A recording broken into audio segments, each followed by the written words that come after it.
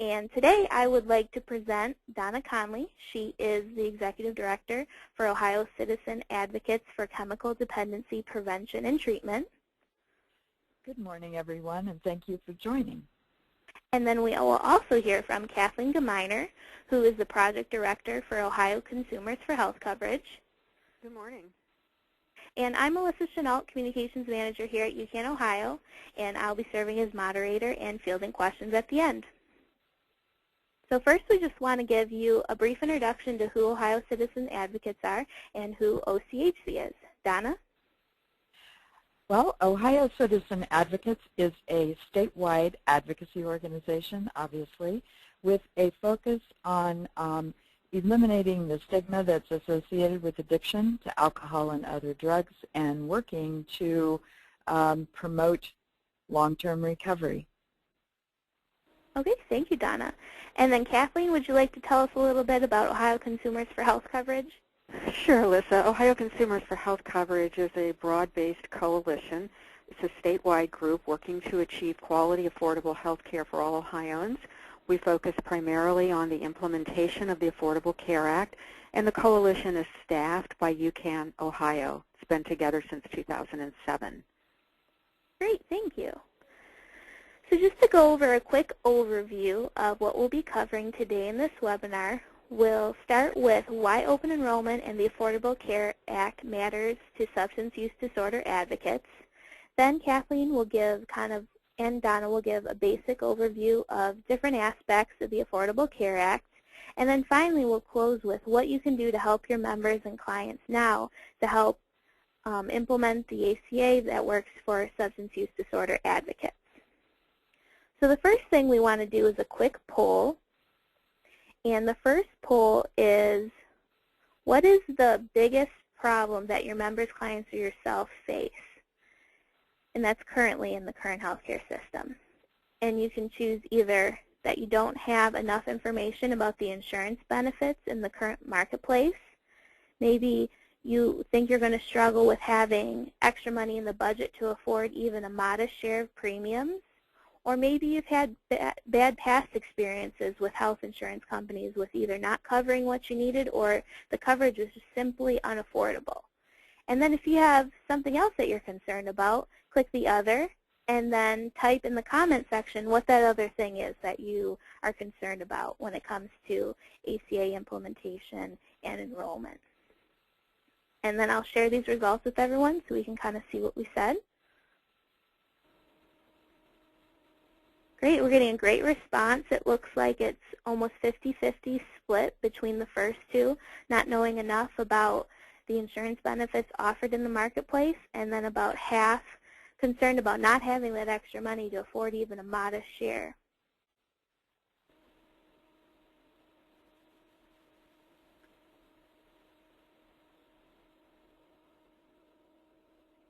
So I'll close that poll and share the results so you can see.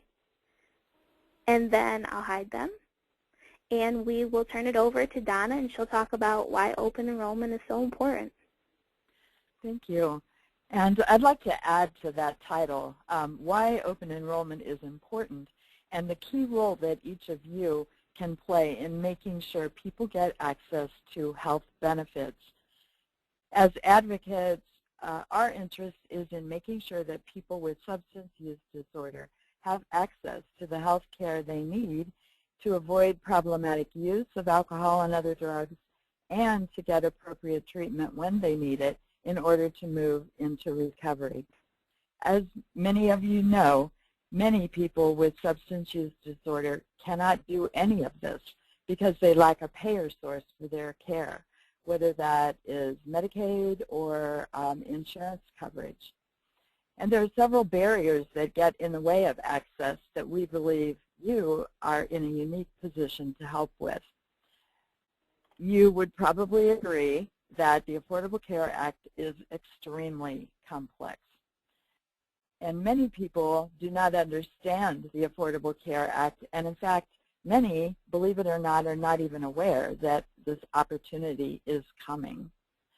Many newly eligibles have never had coverage before and may not even understand the value of health insurance or how to use health care.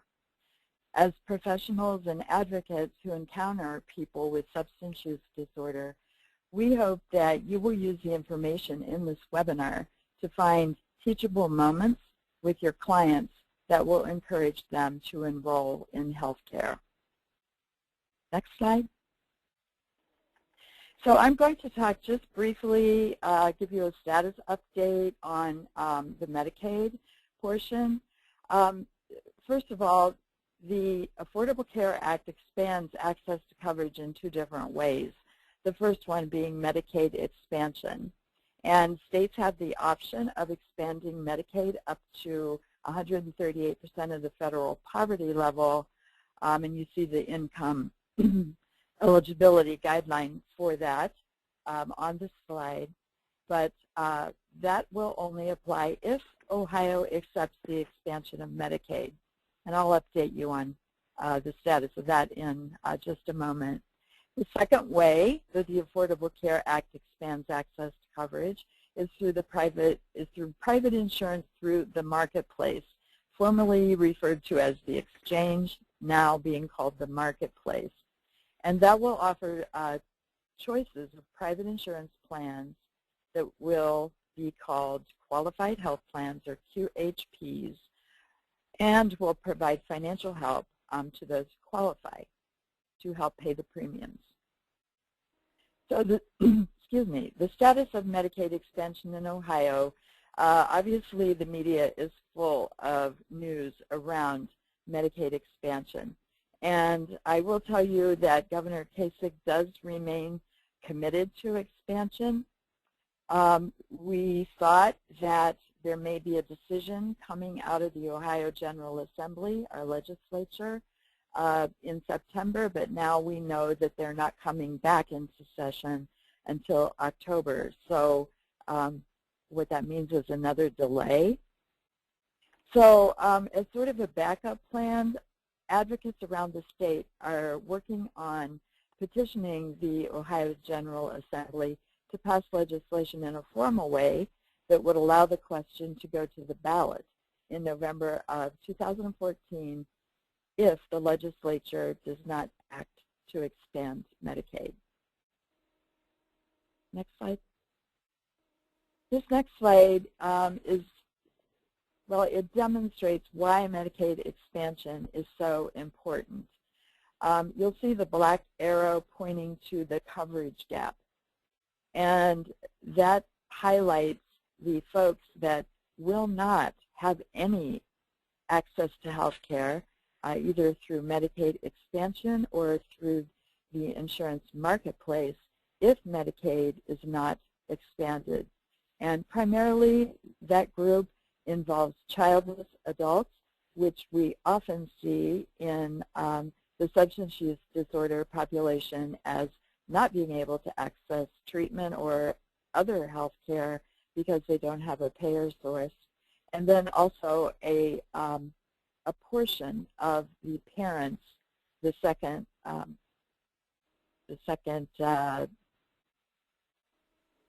what's the word? Bar, maybe? Yes, right. On this graph, there is a proportion of parents who fall within that coverage gap and will be like childless adults and have no access to either Medicaid or insurance through the marketplace. So we want to make sure that that gap is filled through Medicaid expansion. And Kathleen, will you now talk about the second option to expand coverage, which is the marketplace? Sure. Thanks, Donna. Some of you have heard this referred to as the exchange, and the exchange is the word that's actually used in the law, but exchange was a bit confusing, and Health and Human Services of the federal government has now started using the word marketplace. And this health insurance marketplace is what you will go into to enroll starting October 1 of 2013, you or the people that you serve. What it does, it creates a one-stop shop for easy comparison of coverage options. So if it turns out you're Medicaid eligible, you can be directed to apply for Medicaid, and not directed in the sense of go to another place, but actually to make it all happen in that transaction. Or you can, if you are exchange eligible, you're not Medicaid eligible, then through this web portal, you'll be able to see all of the various plans, qualified health plans, that are being sold in the exchange or in the marketplace. And you'll be able to make, and that's why we have this little picture here, kind of an apples-to-apples comparison of the plans. You can compare benefits, you can compare the networks, you can compare the cost sharing, the premiums, the deductibles, etc. Now the important thing about shopping in the exchange is that if you are eligible for a subsidy based on your income, you will be able to have a portion of your premium picked up by the federal government, and then you would be paying the part that is your share based on your income. So for example, those in the lowest income brackets would be expected to pay 2% of their income. That's like from about 100 to 100, I think 133 or 38% of the poverty level. And then it keeps going up to like 4% or 6%, and it tops off at 9.5% when you get up to folks who are at 400% of the federal poverty level. For those who don't want to shop or are unable to shop online, there is a helpline, and that number will appear later in these slides. Next slide. So here's the chart that actually shows what the expected contribution is. So for example, if we pass Medicaid expansion in Ohio, these folks that are under 133%, except for those who are not citizens, they'll all get Medicaid. And so that really won't be a very big part of the of those who would be getting premium subsidies. But then as you see, you get to the higher incomes as you move up from 133 to 150, 150 to 200. Like for example, let's just say your income's between 150 and 200% of the poverty level. That means that your annual income is between $17,235 to $22,980, and you're expected to pay somewhere between 4 and 6.3% of your income on your share of the premium, and that means that you would be paying somewhere between $689 and $1,448 per year on your premium. So if that's $689, that comes down to somewhere around $60 or so a month that you would have to pay. So that's and just for those of you who are wondering why does it say 133% when we just said 138%, the 133 is here because the slide that we are using is from the Center on Budget and Policy Priorities, and they prefer to use that number because that is actually what's in the law. However, the law also provides for a 5% income disregard, which effectively means that you can have up to 138% of the poverty level and still get on Medicaid. Now, beginning in 2014, most individuals will be required by law to purchase or obtain health insurance coverage in some way. So how can people get coverage? Well, they might have it from their employer, and then they're fine. They don't have to worry about this. They may already have Medicaid, or if we pass the expansion, they'll be eligible for Medicaid, and that's fine. They don't have to do anything else. Medicare, TRICARE. TRICARE is the system that's available for retired military or people in the military, and so they're fine. And then for those who don't have coverage in these other ways, they can go to the marketplace or the exchange where they can get financial help. There are some people who will be exempt from the mandate. These are individuals who have a financial hardship, a religious objection that's a well-founded, religious objection, not just something being used as an excuse that has no basis in their religion. Undocumented immigrants, immigrants who have, who are here without papers, without legal status. Individual whose income is below the threshold required to file a tax return, and that's somewhere around the $10,000 range. And finally, individuals where the lowest cost health plan available exceeds 8% of their income. That's with the subsidy. That even if they get a subsidy, it would be more than 8% of their income. Essential health benefits that qualified health plans must offer are these 10 categories. Ambulatory patient services, emergency, hospitalization, maternity and newborn. And I put in the red font, the ones that I think are of particular interest to the people attending this webinar.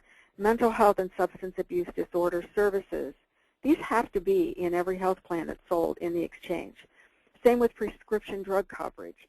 Rehabilitative and habilitative services and devices, laboratory services, preventive and wellness services, including chronic disease management, and pediatric services, including oral and vision care. Unfortunately, oral and vision care are not available for adults, or at least I should say they're not required as essential health benefits for adults.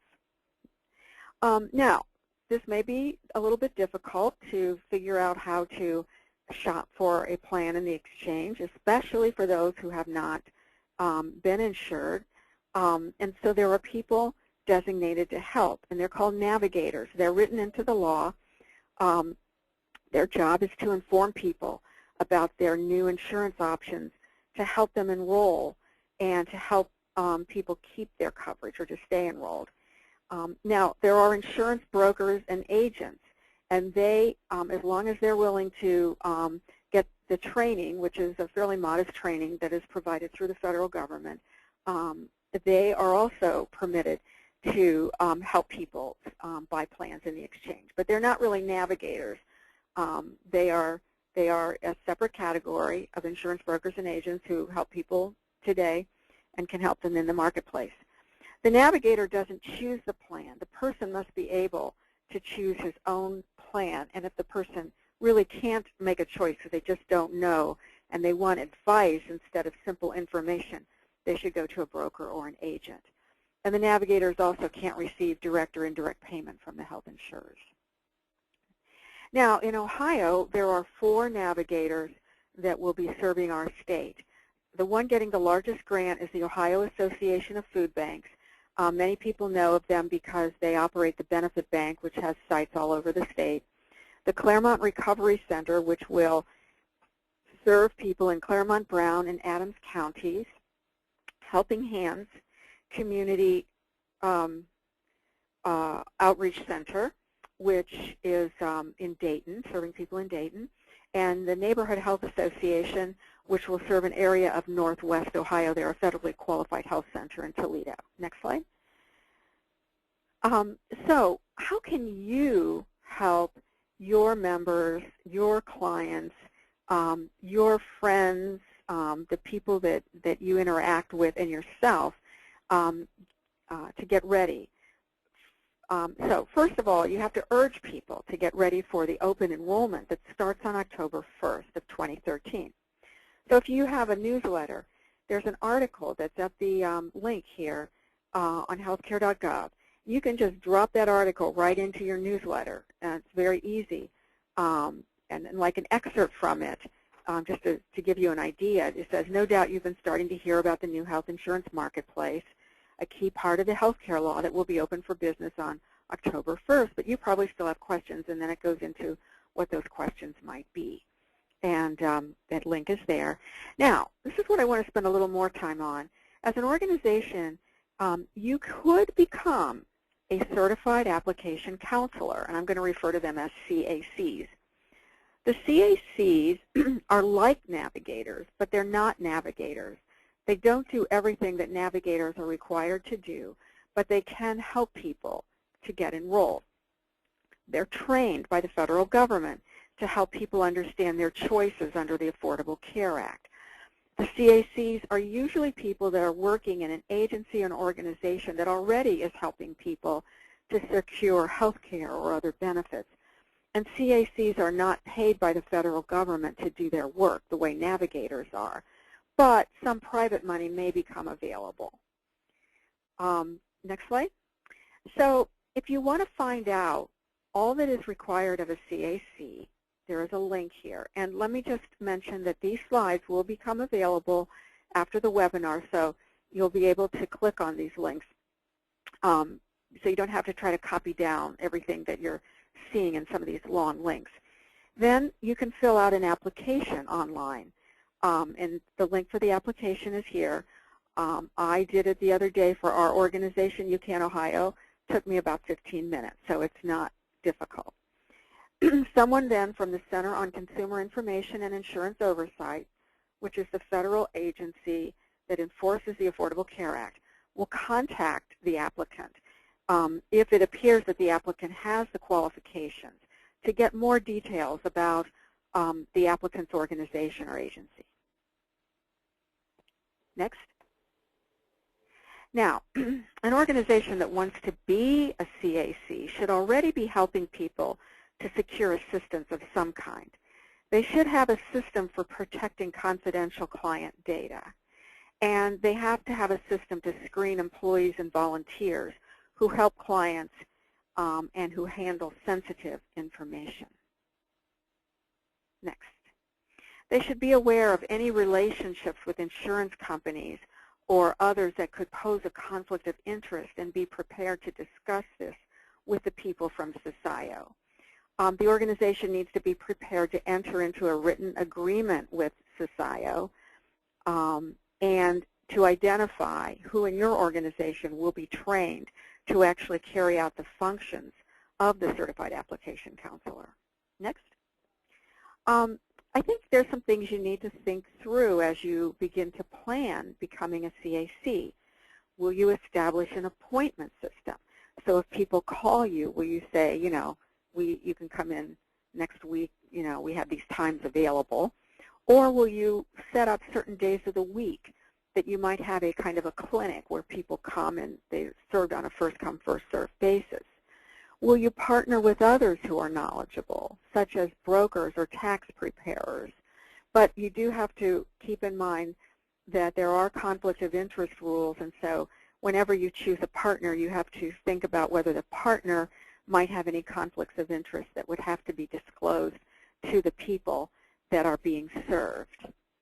Next. Oh, and now we'll turn it back to Donna to explain some of the materials that are easily available for you. Thank you.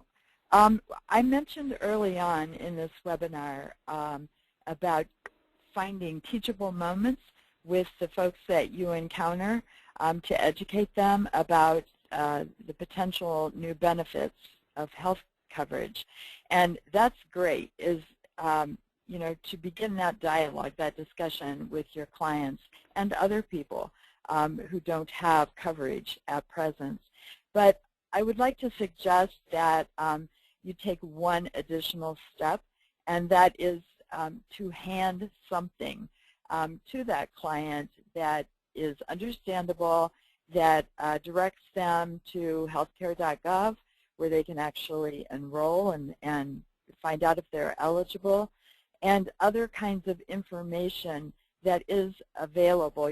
We're not asking you to recreate the wheel and spend a lot of money to do this. It's really already available to you, and I feel pretty certain that more will be coming available as we move into open enrollment season. So you have the address of healthcare.gov and also marketplace.cms.gov, where you can find many resources, brochures, fact sheets, drop-in articles, as Kathleen mentioned. Next. So I wanted to show you visually a sample of what you will find at these various sites. What you're looking at in this slide is page 1 of a brochure that is just generally about the marketplace, what it is, you know, what you would need to apply. And then next slide is page 2 of that brochure. You know, so this is something that you can actually download, make copies of, and hand out to people. The next few slides are some of the other publications that are available. The next one is The Value of Health Insurance. As I said, You know, a lot of people who have never had coverage know very little about insurance or healthcare coverage, and often do not understand even the value to them of having healthcare coverage. So there's important points that this handout conveys. Another good one is things to think about when you're choosing a health plan, just some guidelines of what questions they should ask, what details should they be looking for when they're examining the various plans to choose from. And then just want to spend a minute about the substance use disorder population and some tips for helping them know what questions they should be asking when they're looking at the various plans that they are eligible for. For example, are there benefits that are covered, such as inpatient and outpatient treatment, day treatment, and then what does that day treatment look like? Are there limitations on that particular covered service? Who is in the provider network? Based on where they live, they want to make sure that the providers in that health plan's network are located close to where they live. What medications are covered? Are recovery support services provided? This is a somewhat difficult one at this point, because we as advocates have not really had a chance to look at the qualified health plans that will be operating in Ohio, but we intend to do so in great detail, and we are going to be looking for recovery support services being made available in those plans. And if they are not, then we will be advocating for their inclusion. Next slide. Is residential substance use disorder treatment provided? Crisis services? What are the copays and the cost sharing that may be required, especially if the service happens to be out of network? Let's say, for example, someone is in need of residential treatment, but that service is not available where they live, and they may have to travel somewhere else in Ohio for that service. What are the implications of that? And then what screening and preventive services are provided in the plans that you are looking at? Okay, thanks, Donna. We're going to take another poll. Okay. And the next poll is, what are the benefits that my members, my clients, myself are concerned about? And the first one is adequacy of inpatient treatment. The next one is adequacy of the provider network.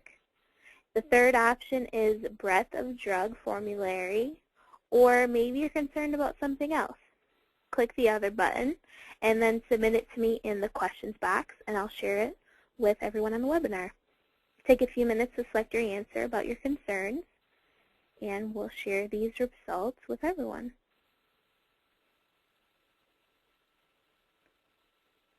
All right, it looks like most people are concerned about the provider network, which is around 63% of respondents to this poll said they're concerned about the provider network. So thanks for sharing that with us.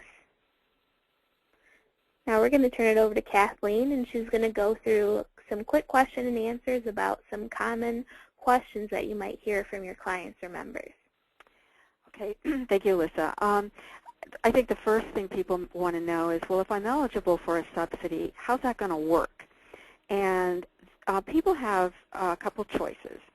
Most people will want to choose to have their subsidy come as an advanced tax credit so that it gets paid every month by the IRS to the insurance company. Now, technically, my guess is that it won't, that the IRS and the health plans will have a way of working out how it gets paid, which isn't actually paying it every month.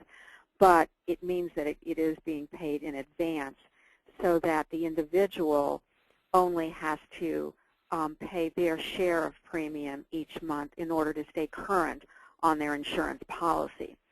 But if someone is able to pay for insurance without needing the tax credit in advance, or if the tax credit is relatively modest and they just feel they would rather pay the whole thing and get it at the end, they can collect it at the end of the year as part of their tax refund.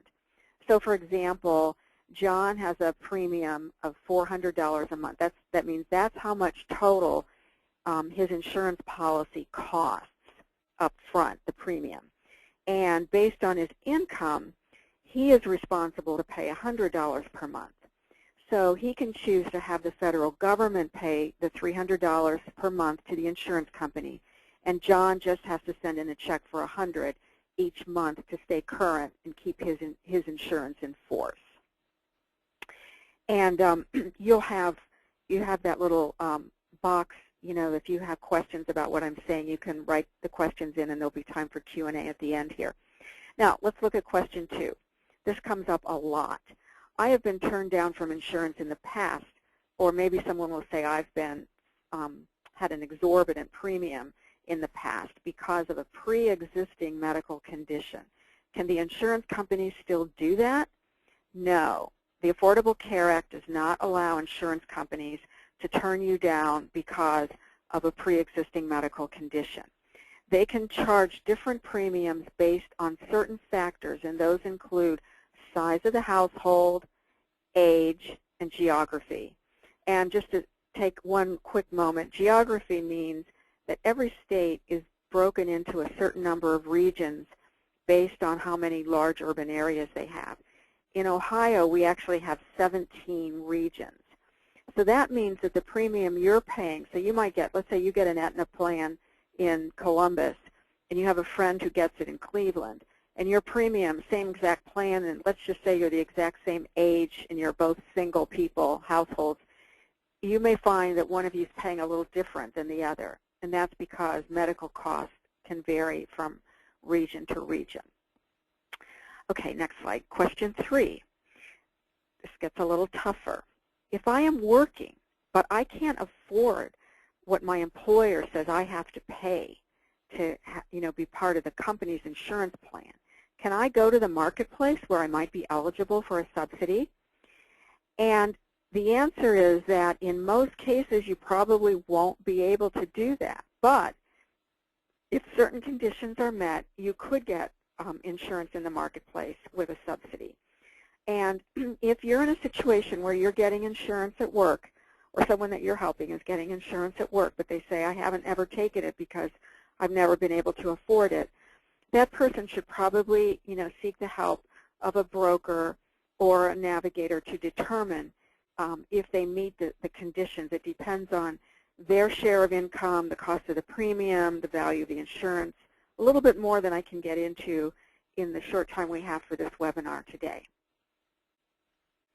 And question 4, and this is another tough one. My spouse gets coverage from her job, but it doesn't cover me. Can I go to the marketplace and get a subsidy? And the answer to that is it depends. The spouse can go to the marketplace and get a subsidy if the employer does not offer coverage for the spouse, or if the cost of the employee's share of premium is greater than 9.5% of the household income. And I put a little asterisk there by does not offer coverage because employer could offer coverage without paying anything toward it. It may be if you were to check your own policy at work, you may find that you get it as just for yourself, and your employer pays a portion and you pay a portion. But if you wanted to bring your spouse onto the policy, you would have to pay the entire amount for the spouse, but you could do it if you were willing to pay that amount. And that is considered a legitimate offer of coverage. So if there is that offer of coverage, then you have to go down to the next option and see if you fit within this other category where your share of premium, you the insured, your share of premium is greater than 9.5% of the household income, not just your income, but the household income. So that gets a little tricky, and that's why we're going to find, and I hate to break the bad news to people, we are going to find that there's going to be people who are still going to have difficulty having insurance. This is because of the way the rules were established in interpreting how the Affordable Care Act counts people and families and households. Next slide. So here's some things that people can do now. They can go to www.healthcare.gov and sign up, and they'll start getting emails to keep them up to date. I signed up and I get these emails every couple of days, just helpful emails. If you get your health insurance at work, find out if your employer offers coverage for your spouse or plans to start offering coverage for spouses in 2014, even if the employer does not contribute to it. Another thing that individuals can do now is go to www.kff, that's the Kaiser Family Foundation, .org, and click Calculator. It's up in the upper right-hand corner of the home page. Then the person enters the income data and other kinds of data like family size and all, and they'll get an idea of how much they're going to be expected to contribute to the premium. But you have to keep in mind that that's not an exact figure because the calculator doesn't know what region the person is in, you know, in the particular state. So this is a ballpark figure. So other things individuals can do now is estimate what their income is going to be in 2014. This is the figure that will be used when someone applies for a subsidy in the exchange. And that's a little bit new to people also because we always think about applying and asking, you know, being asked for pay stubs of what is our income right now. And that will continue to be the way income is counted for Medicaid. But for the exchange, we're going to look at income as to how it's going to be counted in what it's going to be in 2014. And it's important that people estimate a bit conservatively because they, or I should say, maybe I should say a little bit generously on the high side, because once a person gets a subsidy, if their income changes, they have to report, or they should report, that their income's changed because it might change the subsidy. And at the end of the year, if it turns out the person's subsidy was higher than it should have been based on the income they actually earned rather than what they thought they were going to earn, then they might have to pay some money back. Nobody wants to have their tax return lower than they were expecting because their subsidy was too high. So we want people to make the best estimates they can. And people should create a budget. This is something they can be doing right now, even before open enrollment starts. Create a budget that includes their share of premium. And if their likely share of premium doesn't fit into the budget, they should still seek help from a navigator or a broker because maybe there's some other things they can do. You know, maybe they're not getting all the deductions they could in their income, so they could talk to their human resources department or perhaps talk to their tax preparer to see if it's possible that they could increase the amount of money they take home. In some cases, people may want to talk to a budget counselor to see if there's a way that they could rearrange payments that they're making or make some changes in their own lifestyle and choices that would enable them to be able to pay for insurance. And here's the information, and these slides will be posted, that people will need to have.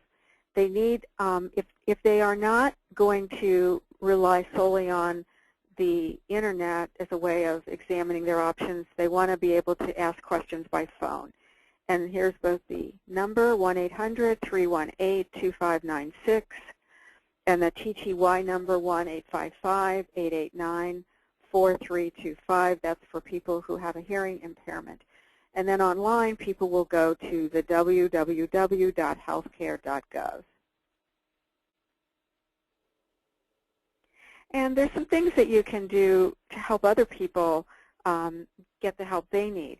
Share this information with friends and family.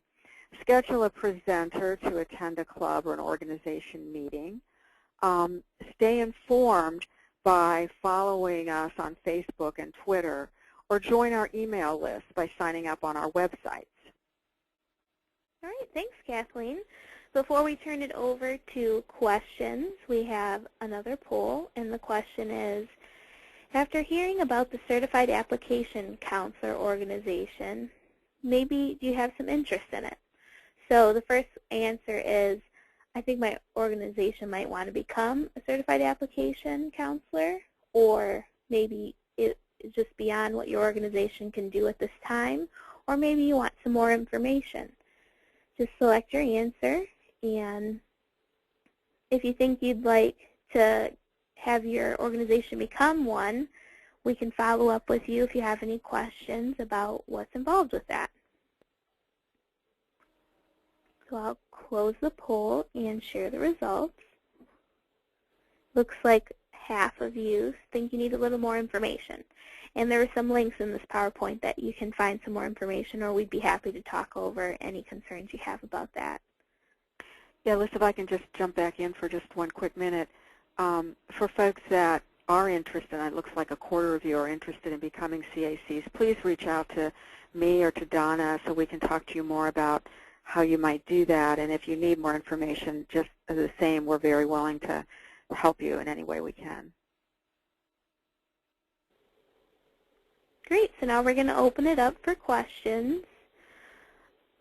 If you have a question, submit it in the comments box in the lower right-hand corner of the GoToWebinar toolbar. If you don't see that toolbar, maybe you see a little red arrow on the top right-hand corner of your screen. Click that, and it will maximize your toolbar, and then you can put your comment or question in the comments box. Or if you would like to ask your question live and you have your audio settings enabled, either through your telephone, which means you entered your audio PIN, which was like a 2-digit number, and the pound sign. Or if you know how your microphone works on your computer, you can ask a question live that way. So let me see what questions we have. All right, we have a question from Deanna, and she asks, when you say seek help from a broker, how do I go about finding a broker? Well, let me jump in, and then Donna, add to anything that I say. That's a really great question, Deanna. One way that you can do it is by, if you go online to the Ohio Association of Health Underwriters, there is actually a link there that will say, like, help me find a broker, or how do I find a broker. So that's one way to do it. Another way to do it is simply a kind of a word of mouth, the same way people often find doctors. You know, you ask your friends and family and neighbors if they've worked with a broker. Sometimes people haven't, individuals haven't, but almost every business has that has insurance has a broker. And so you might ask, let's say at work or at your spouse's employment, you know, who's the broker that your company deals with. Any other thoughts, Donna, on how people find brokers? No, other than, you know, we talk around the Affordable Care Act about brokers, but I'll just ask you a question, Kathleen. Is that the same as an agent? Oh, that's a great question. I'm really glad you asked that. An agent actually is the person who works on behalf of one particular insurance company. And the broker is someone who helps find plans from various insurance companies. If you, let's say you said to yourself, well, I think I'm probably going to choose a medical mutual plan. So I'll call Medical Mutual and ask them if they have an agent that can help me figure it out. That would be fine, but that agent might not show you all the other plans that are out there and discuss the differences between them. If you get a broker, that broker can show you all the plans on the exchange, but something to keep in mind is the broker might not have a financial relationship with every plan on the exchange. The way brokers are paid, you might wonder, well, how can I go to this broker and not have to pay any money up front? How do they get paid? Well, when a person pays a premium, a little sliver of that premium gets peeled off every month and sent to the broker. And that both pays the broker for having helped in the past, having helped the person actually enroll in the plan, and it's also paying for ongoing service. So if you have a broker, you should be able to call that broker if you're having trouble getting a claim paid or you have a question about your policy. So, but the thing is, the brokers, not every broker has a relationship with every qualified health plan. It's important when you talk to a broker to say, I want you to show me all the plans that are in the marketplace. And some will do that anyway, but some might not. So you just want to make sure that you're seeing everything that's out there. And that's, so I mean, the good thing about the navigators, by law, they have to show you all the plans in the exchange. I mean, I'm not saying they have to go into each one and take up a lot of your time. That's not, you know, but they can't choose to show you certain plans and not other plans. Okay, we have another question from Kathleen. And she asks, how will this affect retired people that aren't eligible for Medicare yet? Well, that's a great question. This will be a very big help for retirees who are not eligible for Medicare and don't have access to other insurance. So let's say that you're like 60 years old and you're having trouble getting insurance because you have some pre-existing conditions, which at 60 most people do.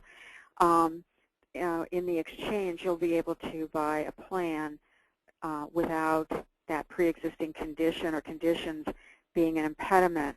Now, the one thing you do have to keep in mind is that there still is an age difference in the premiums that are charged. Under the law, people can be sold, they can have an age variation as much as 3 to 1. And what that means is a 60-year-old could be charged as much as 3 times what a 20-year-old is charged. But the premium subsidies still apply all the way through on up until Medicare age when you can get on Medicare. So it may well be if you're a retiree, you may be on a more limited income, and then you would have the ability to get some help through the subsidies. The other rules still apply, however. So let's say you're a retiree, but your spouse is working, and your spouse, you know, has coverage that is that includes the spouses, like there's an actual offer to the spouse, even if there's not a contribution toward it. Then that could create a problem for you being able to get an subsidy on the exchange. Okay, another question we have is from Marie, and she asks, how will this affect part-time employees? Well, part-time employees, those who are working under 30 hours, don't, if I can say, count. For big employers, those employers who have over 50 employees, they don't count as people that they have to provide insurance to. So let's say you're a part-time employee and you work for a big company and you're not eligible for their insurance. You'll be able to go into the exchange and you'll probably qualify for, if you're part-time, very likely you're going to be qualifying for a subsidy unless your household income is really high.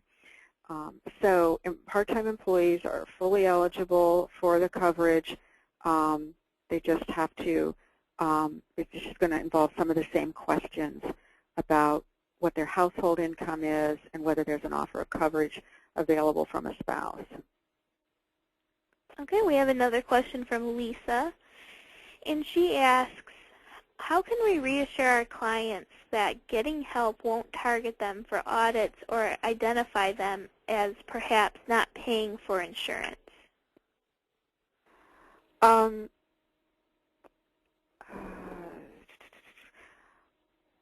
Can you say the question again, Alyssa? I just want to make sure I caught it all.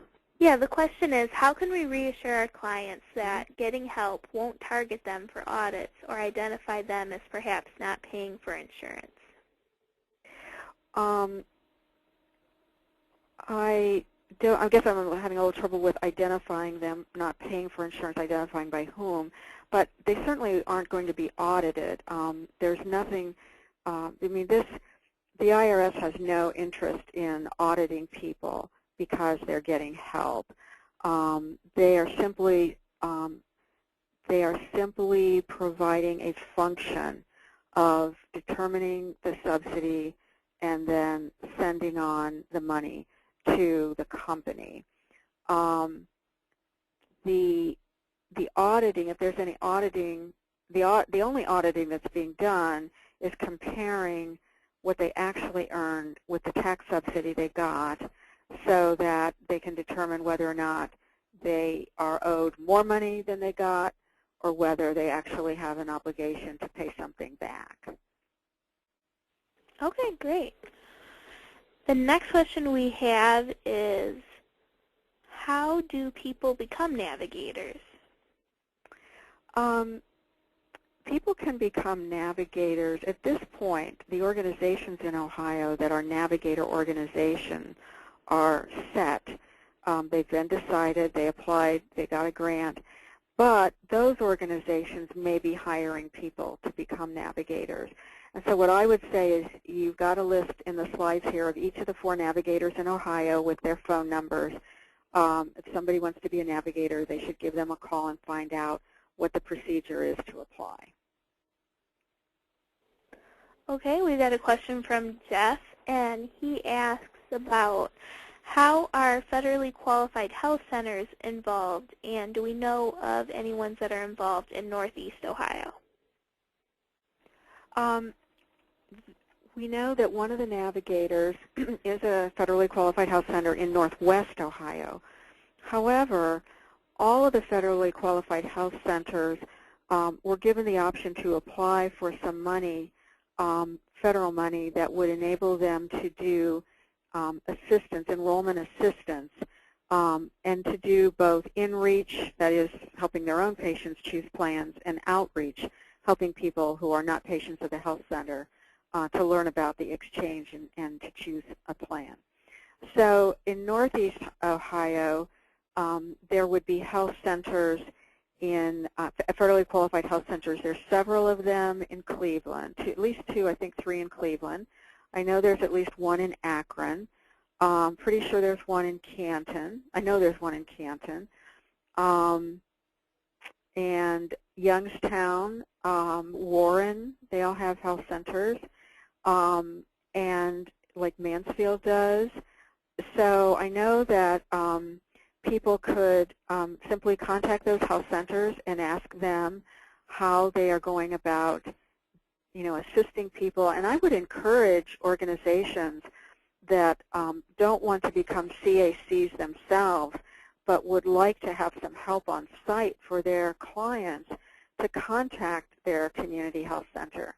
Because my understanding is that either all of them got a grant or most of them got a grant. They all were entitled to get a grant if they applied.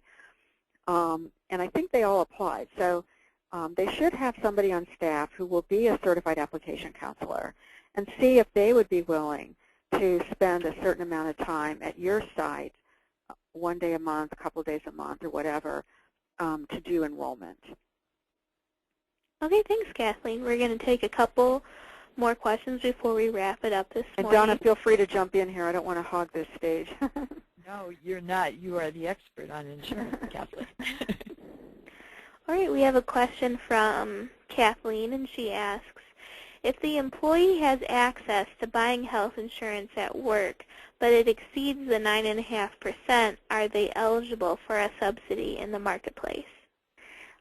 The answer is yes, if it exceeds 9.5% of their household income, not just their own income. And that's what's going to catch a lot of people.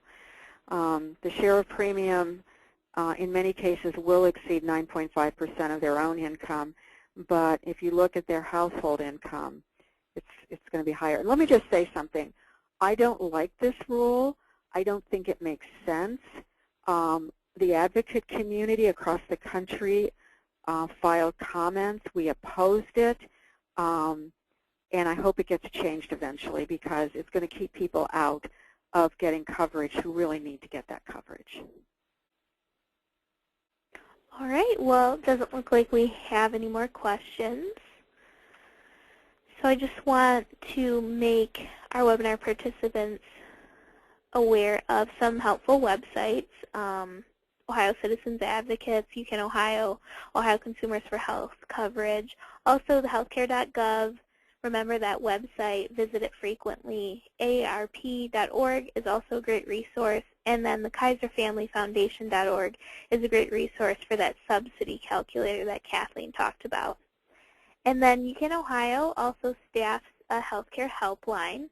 So if you have any questions, feel free to call that healthcare helpline, and Henry, our helpline person, will answer your call and get back with you to answer your question.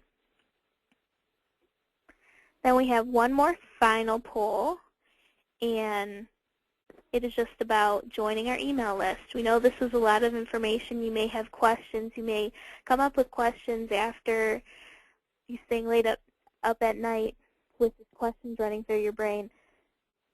Shoot us an email, and you can see our emails here, Donna Conley or Kathleen Gemeiner. Feel free to shoot them an email.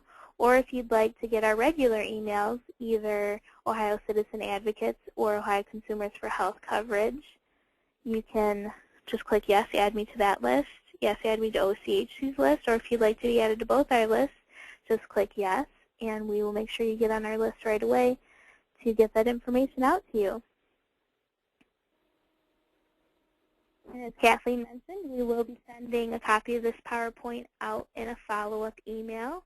And it also is currently posted on the OhioConsumersForHealth.org website right on the home page.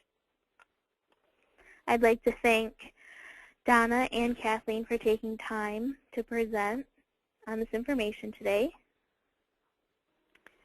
And thank you, Alyssa, for the opportunity. Absolutely. And thank you all for participating. Yes, thank you all for participating. There is a short survey that if you're interested in filling out once you close down the GoToWebinar software, that just real short if you want to take a few questions to help us out to make our future webinars better. And then look for that follow-up email. Otherwise, this concludes our webinar today. Thanks everyone for being here, and have a great Wednesday.